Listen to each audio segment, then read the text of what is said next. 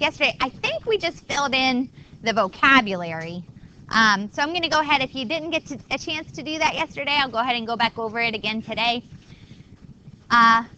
It is very important to be able to find x and y intercepts, true story. They're what we call critical points, and critical in math class means important. We find x and y intercepts for basically every type of function we graph. And the first type of function we're studying here in college algebra, again, is our linear function. In general, and this applies to more than just linears, to find an x-intercept, you're going to let y equal 0. Then solve for x. What you're actually finding is just the place where the graph crosses the x-axis. The y-intercept is just the place where the graph catches onto the y-axis. I said catches onto because it's like an interception in football, you know. The other team catches onto the ball, and intercept here is where our line catches onto the graph. So y-intercept is just the place where the graph crosses the y-axis. Again, it can be found by letting x equal 0. When you write your answers, I kind of put a little reminder up here in blue. When we write our x-intercept, it's always going to be a number, comma, 0. So do you see that C up there? That means constant, comma, 0. When you write your y-intercepts, like in your homework last night, you write it as 0, comma, C. So what we have here up to the right is an example. I just kind of wanted to show you the graphic implications of x and y intercepts. An x-intercept, I kind of color-coded my highlighting here. The x-intercept I highlighted in yellow.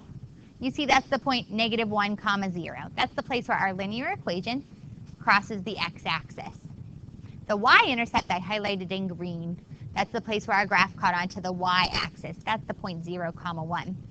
What I hope that you see when you look at this is that, you know, when we found our x-intercept, you see how we let y equal 0? But when we found our y-intercept, it ends up that x equals 0. That's always going to be true. So right now what I want to do is just show you a couple of types of equations where you're going to be asked to pick out the x and the y-intercept. The first case that you're going to see, and I don't want to overwhelm you, so I'm going to screen shade a little bit.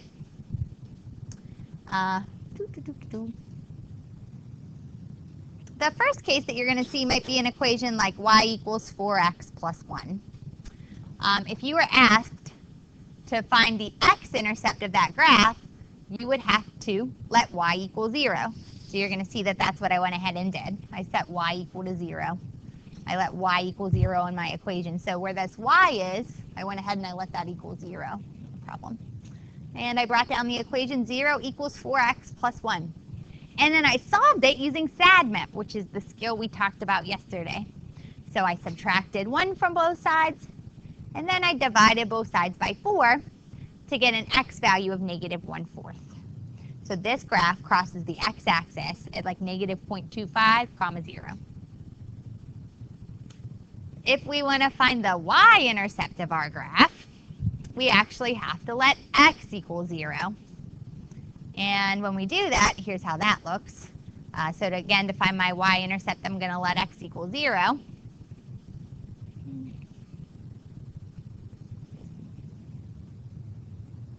Try this again.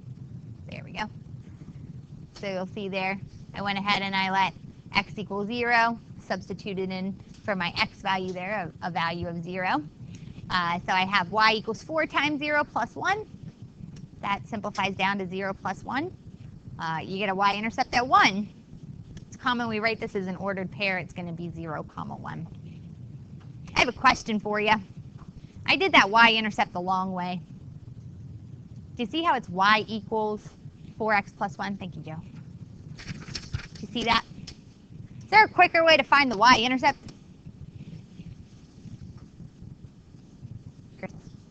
Yeah, this is an equation of the form y equals mx plus b. B is always your y-intercept. So do you see this constant on the end and y equals mx plus b? Bam. That is always your y-intercept. Now why I bring that to your attention now, after you take your quiz on Wednesday, on Thursday, we start talking about y equals mx plus b again. So that's just kind of like a preview of coming attractions, if you will. In part B, you'll get an equation that's in standard form from time to time. Do you see that? we have 3x plus 2y equals 6. We'll talk more about what standard form is, again, Thursday, Friday this week. The x-intercept can be found by letting y equal 0, and the y-intercept, we find that by letting x equal 0.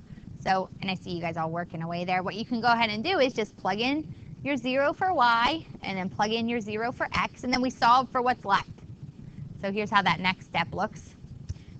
For instance, when I go ahead and find the x-intercept, substituting in y equals 0, I have 3x plus 2 times a y value of 0 equals 6. Well, 2 times 0, that's just 0. So I basically get 3x equals 6. Next line down, divide both sides by 3. We get an x value of 2. It kind of also works the same way when we do the y-intercept as well, except we let x equal 0. So I take my equation, 3x plus 2y equals 6, and what I go ahead and do is I let x equal 0. So I have 3 times the quantity of 0 plus 2y equals 6. 3 times 0, that's just nothing. And then I got 2y equals 6, divide both sides by 2, and you get your 0, 3 for your y-intercept. Okay, all right, now you try. Got a couple independent practices there. I'm going to go ahead and let you give it a whirl. If you have finished your independent practice, you can go ahead and start on your warm-up in the next set of notes, okay? So yeah, let's just have you check those real quick. In your independent practice, the last one of this section, your x-intercept for part A is -2/3, 0, while your y-intercept is indeed 0, -2. In part B, we have 3, 0 for our x-intercept, and our y-intercept is 0, 5. Okay, are there questions about that? Comments, concerns? Everybody get them right? Awesome. There are problems like this on your quiz and test. So you should go back through and definitely have a good working understanding of how to find x and y-intercept. All right, next up, you had a little bit of a warm-up to kind of segue into this idea of solving inequalities as opposed to solving equations. But first, you know, to get you started, I had you shade some inequalities. So I just want you to take a second and check your warm-up. I'm going to talk a little bit about it. For instance, on number 1 there, we have x is greater than 2. There's a certain couple of things that should always appear on your number line when you go to shade. The first thing is the origin. 0 should always appear on your number line. The next thing that should always appear on your number line is a scale. And you indicate the scale of your number line, what you count by just labeling your first tick mark. So after your origin, you kind of just count off like that first tick mark. So if you want to scale the graph, for instance, by 5s, you make your first tick mark 5. If you want to scale your graph by 2s, you make your first tick mark 2. But on each of these weren't really crazy numbers, so I just scaled them by 1. So do you see how I either have 0 and 1 or 0 and -1 labeled on my graph? That's a good idea for you to have something like that as well. You don't need to label every tick mark, perhaps contrary to what your other teachers may have taught you in the past. That's actually horribly inefficient and hard to read. So besides the origin and your first tick mark that establishes your scale, only one other tick mark needs to be labeled. That tick mark indicates the number that's present in the inequality. So for instance, if you look at the first example, I have x is greater than 2. So I have 0, 1, and 2 labeled as tick marks. In the second problem, it says x equals or greater than or equal to -3. So you'll see that I have 0, -1, and -3 indicated on my number line. What's up, Colleen? You need another one? All right. So now we have to talk open circle, closed circle business. Can anybody tell me when we use what? Go ahead, John.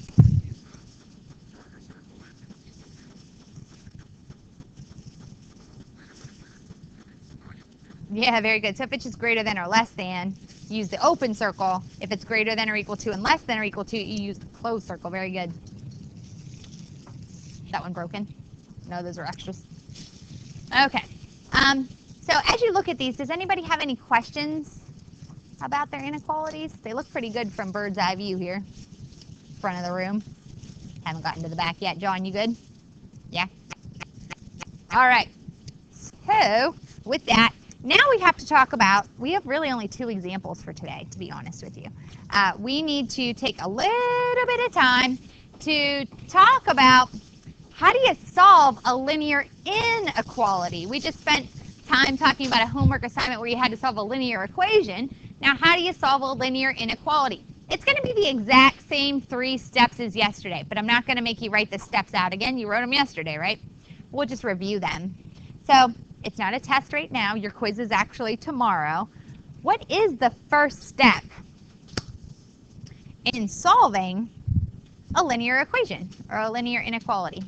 You can look it up in your notes if you have to. Go ahead, John. Yeah. We actually say that that's step 1 officially. Besides combining like terms, sometimes you have to use the distributive property. To summarize all of that, John, we actually say, hey, just simplify both sides of the inequality or of the equation. That's our first step. We simplify the right and left side of our equal sign, or in today, our inequality. Step 2, what do? Do you remember? You could definitely look it up if you have to. This will help you on your quiz tomorrow too. Go ahead, Chris. Yeah, very good. You move all your variables to the same side of the equal sign or to the same side of the inequality.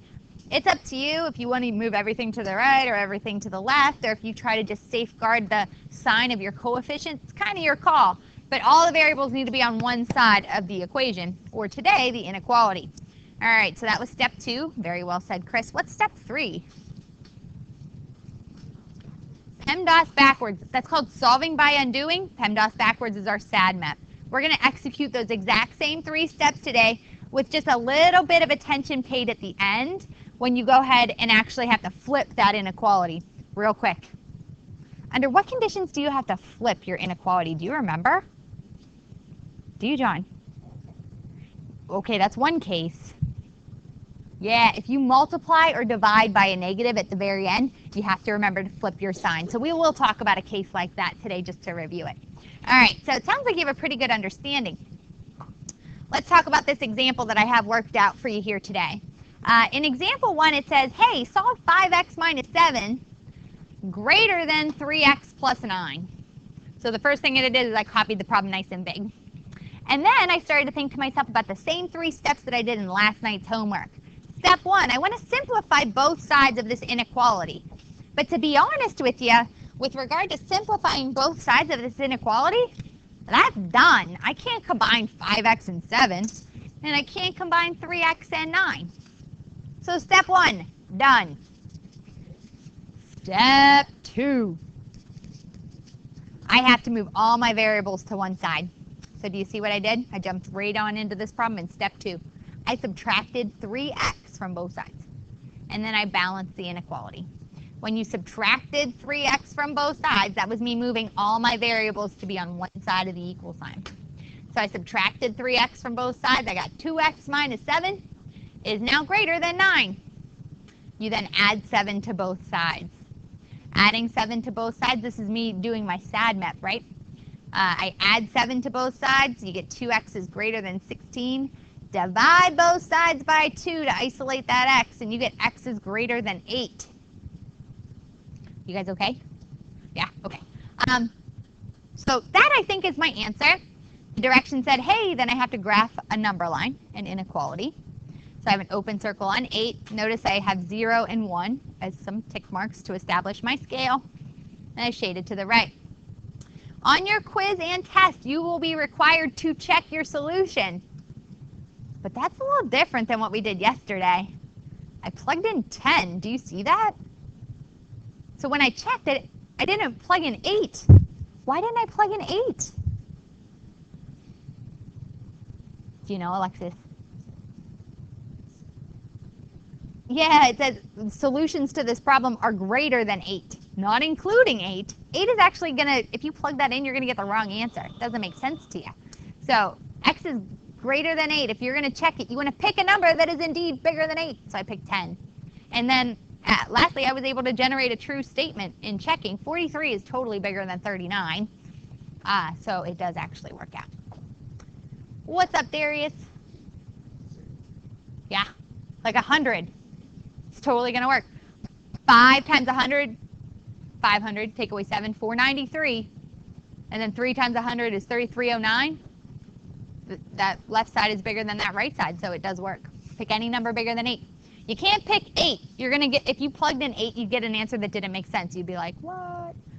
For instance, 5 times 8 is 40. Take away 7, that's 33. 3 times 8 is 24. Add 9, that's 33 again. So you're like, what? Like, that doesn't, 33 is equal to 33. It's not greater than, so it doesn't make sense. That's why we can't pick 8. You good with that? All right, next one. The next one. I just wanted to kind of focus your attention on why inequalities can be different than regular straight up equations. To do that, I wanted to draw your attention to when you have to flip your sign, and it sounds like a couple of you have a pretty good understanding of that already. Remember, if you're going to flip your sign, it's going to be because you multiplied or divided by a negative at the very end of the problem. So there's your fill in the blank there. Remember, when you multiply or divide both sides of an inequality by a negative value, you must remember to flip your inequality symbol. So what I went ahead and did is I just proceeded as normal through my 3-step process.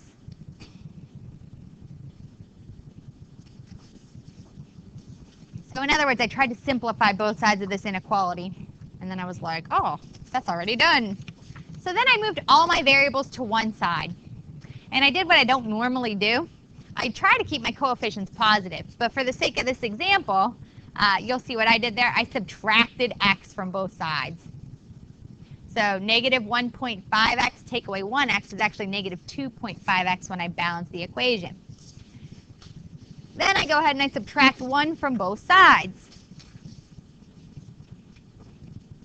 When I subtracted 1 from both sides, I ended up with negative 5 on the right side.